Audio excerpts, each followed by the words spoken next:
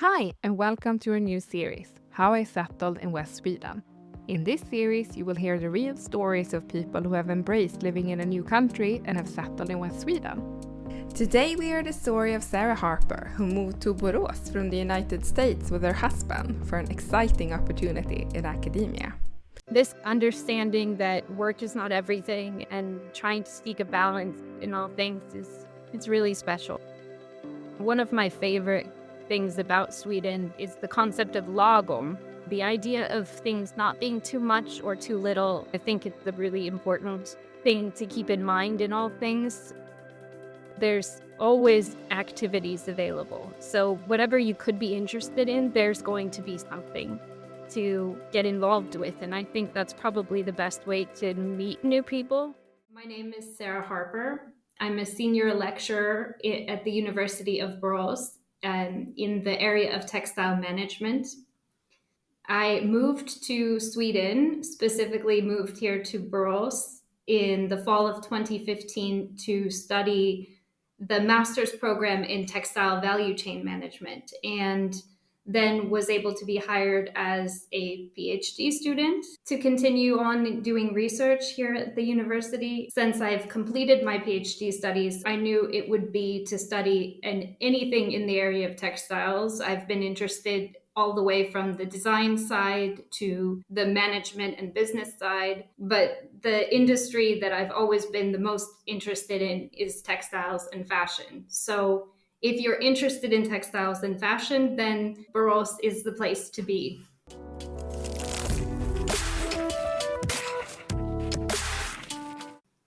I did my bachelor's studies in Nebraska, where I came from in the US. When we say we're from Nebraska, a lot of people hear it and think Alaska. And so we get the response of, oh, that must be very cold. And I say, yes, but no, not in the way that you're thinking. Like, I'm not from Alaska, but the middle of the country for sure does also get quite cold during the winter.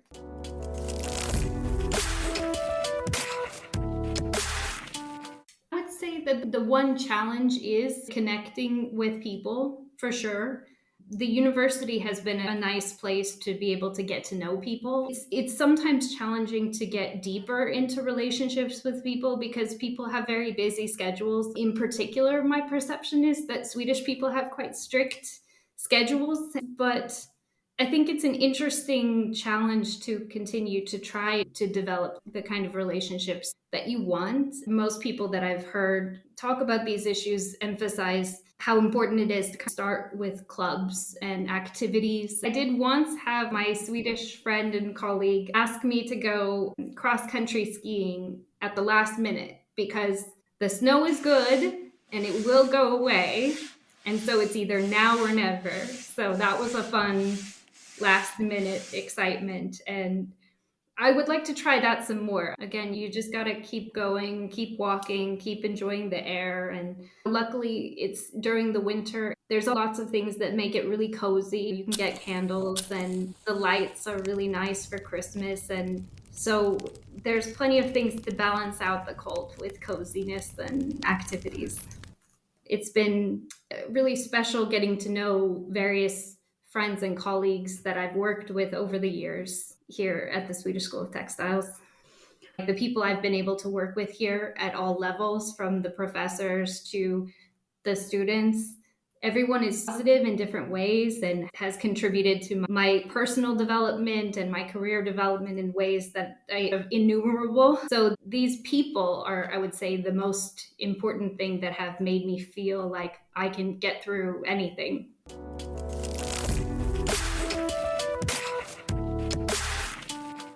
My biggest, I would say, challenge is that it's been very difficult to learn Swedish the way that I would like to. And this is obviously a privilege that comes from being a native English speaker. You know, when you come from other places where you don't speak English so well, then it's a much quicker process to be forced to interact in Swedish. I have this perception that maybe you could have a deeper connection with Swedish people if you could interact with them in Swedish. I'm going to look into starting, hopefully, getting involved in a choir, be able to maybe strengthen my Swedish from that perspective in a singing context. So I think that, and that's the thing, is there's always activities available. So whatever you could be interested in, there's going to be something to get involved with. A lot of people struggle with learning the language. And I think to just understand that it is going to be that way and it's going to be tricky, to just try to find the way through it and be okay with not being perfect. Maybe be a little bit more brave at trying to be speaking Swedish. I would say don't be discouraged. You just got to keep trying.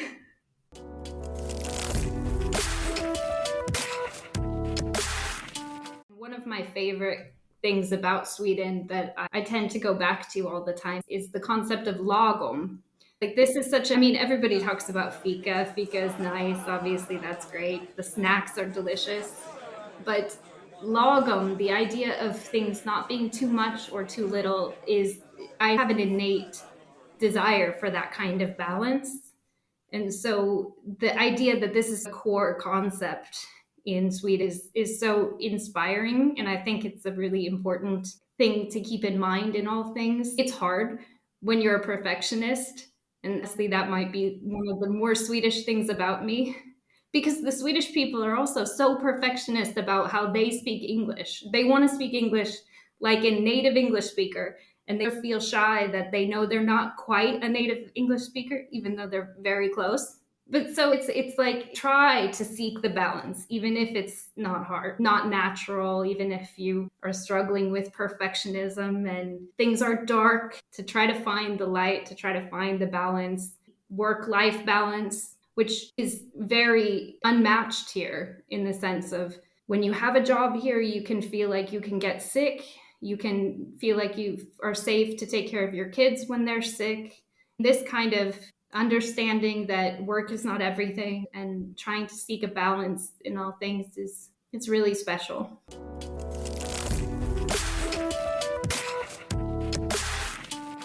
Of course, there are always challenges, even with the best situations. One of the things I would say is that the weather is something that people mention, obviously, being in Borås, one of the rainiest places in Sweden. And the darkness during the winter, these are things that can be, something to get used to, for sure. My mother-in-law jokes that she would never be able to be here because she wouldn't be able to sacrifice seeing the sun every day.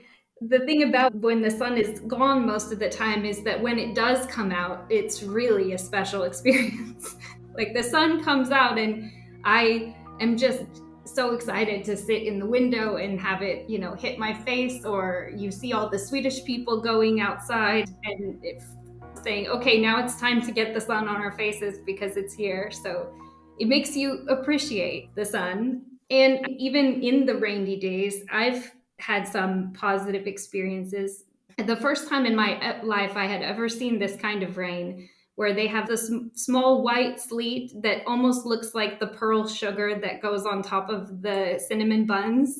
And this rain was so cute. I had never seen it before. And so it's like, it reminds me of the cinnamon buns that I like, and it's cuter sleet than we get in Nebraska. And even the weather being rainy and dark, it reminds you of the Swedish saying that there's no bad weather, only bad clothing, or the what you put on. Again, it tends to go back to textiles often, of you just have to learn how to put on the right things and continue to go outside and be active, no matter if it's very cold or it's rainy or whatever the situation is. And the native Swedish people, the established Swedish people, are quite inspirational for that. You see them continuing to get outside no matter the weather, and that'll help overcome some of those challenges, is you just can't let the weather turn you away from continuing to do things.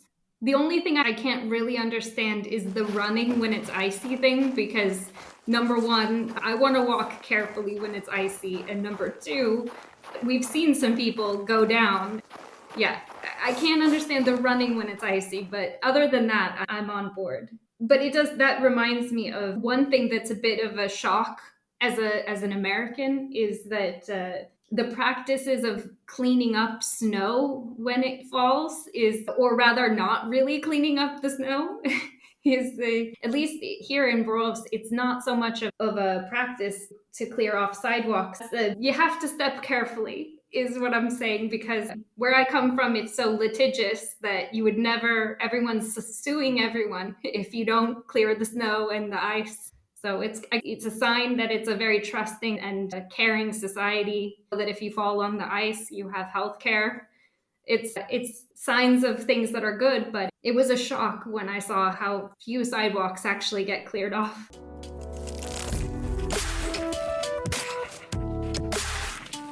Borås is in this lovely valley that's surrounded by forests, hills all the way around. And you have this unique right of being able to walk anywhere through the forest as long as you don't disturb the areas, the allemansrätten, which is so special coming from America, where so much of the nature is locked off, either as a national park that you have to make a point to go to and pay to be a part of spending time there, or it's locked off because it's privately owned. So this sort of feeling of ownership over the nature and the ability to go out and experience the beautiful lakes and the sea and the forest and pick berries and mushrooms, those kinds of things as a baseline makes it a beautiful place to live.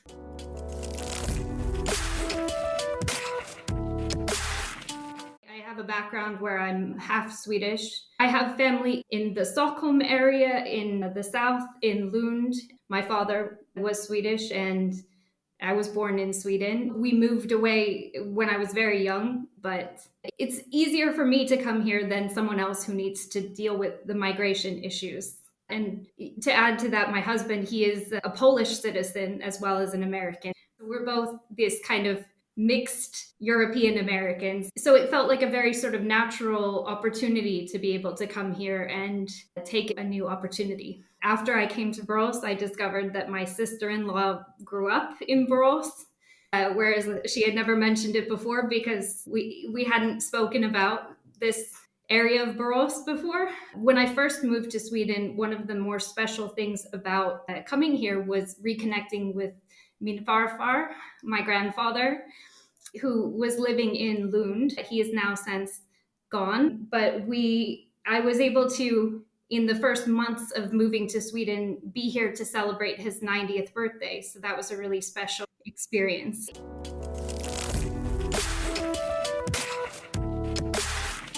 Ever since I was young, I've been quite interested in different aspects of textiles, from the fact that we interact with them on a daily basis in our clothing and our furniture, through all of the other uses that we have for them in industry and practicality. I would say the biggest difference that I see, both as a student in the European context and now on the other side as a teacher, is that in the 4-year university education in the US, you end up being forced to study a lot more broad topics and take more general courses. Whereas in Europe and in Sweden, you end up narrowing down your focus much quicker, and that accounts for the 3-year university education. And the structure of education is different in the sense that you may have only 1 or 2 classes at a time in the education here, whereas in the US you may take upwards of 6 courses or more, where you're balancing those different courses. So I appreciate this kind of broad liberal arts education that I received, but I think there's benefits to both. My education progression allowed me to see it continue to be more and more of a possibility to stay here. The longer that we've stayed in Borås, the more it's felt good for various reasons. I would say one of the most special things about being here is the beautiful nature that is all around us in this area of Western Sweden, and then all of the other things around it. The ability to pursue an education here. And I can say, as a former PhD student, the ability to be a PhD student in Sweden is a very positive experience overall. I would say I haven't heard of a place where it's a better situation to be a PhD student. You get to be treated as a valuable employee while being a student. Whereas in places like the US, it's a more challenging dynamic to be in this kind of academia. Some people have good situations, but overall, I haven't seen a better place than to pursue education and research than here in Sweden.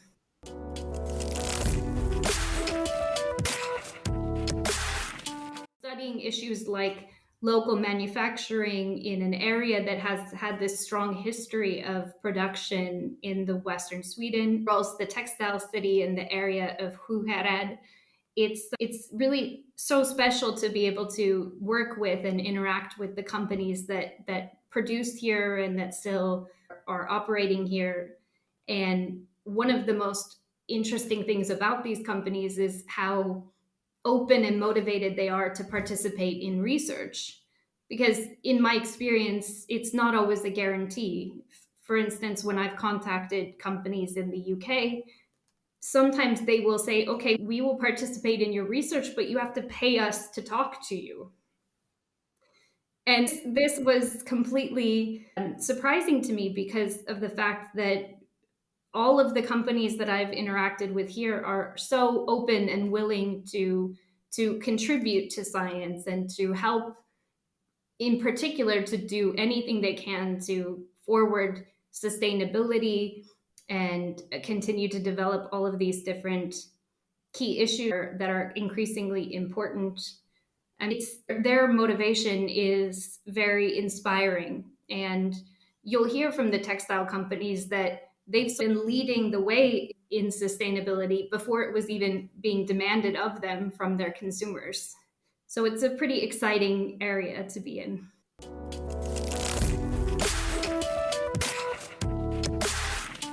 I've been studying these kinds of issues of local manufacturing since my master's thesis back in 2017. And so since that time, I've been privileged enough to meet and interact with these really interesting and diverse companies that exist in this area, doing everything from producing all different kinds of textile products to producing really interesting textiles and niche products all along the value chain. So these different companies have not only been really interested in collaborating with young researchers like myself and my colleague who we wrote the master's thesis together. They've been so open to discussing the challenges of being a local manufacturer, of which it's obviously very challenging in an industry where most of the production has gone offshore in the last few decades. So I think that they're very motivated to show what is strong about producing here, what are the benefits of doing that. You can get this really kind of special level of quality and flexibility and to meet the needs of the market much quicker because you're producing close by. But then you also have to balance these issues with a number of challenges, mainly being higher costs.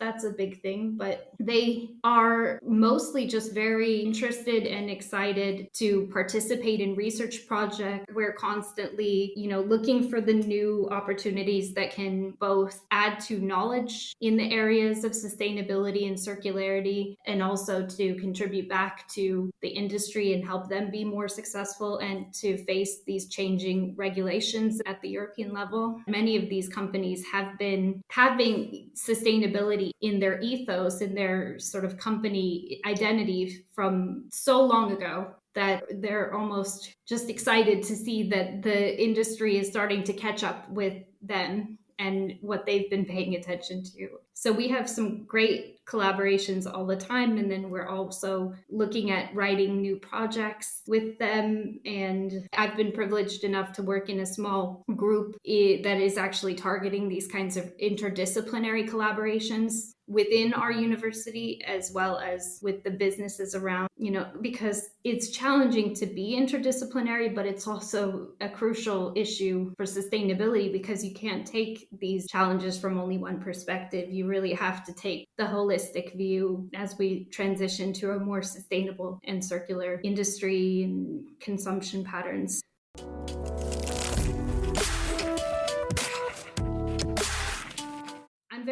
happy with how things are. And my husband, he works as a science teacher, and he's very happy where he is and very valued in his work. And he also has the benefit of being able to take his students to the forest whenever he feels that it's the right time, and he is so close to the forest that he gets to go there all the time after work every day. So we often talk about how it would be hard to find a place that competes with the lifestyle that we can have here, where we don't have to have a car and we can get to the airport in a half an hour bus ride or taxi ride. The ability to take public transportation even to small towns and visit beautiful places in the forest and lakes, and the lifestyle in Sweden is hard to beat. So I haven't seen, again, a better place.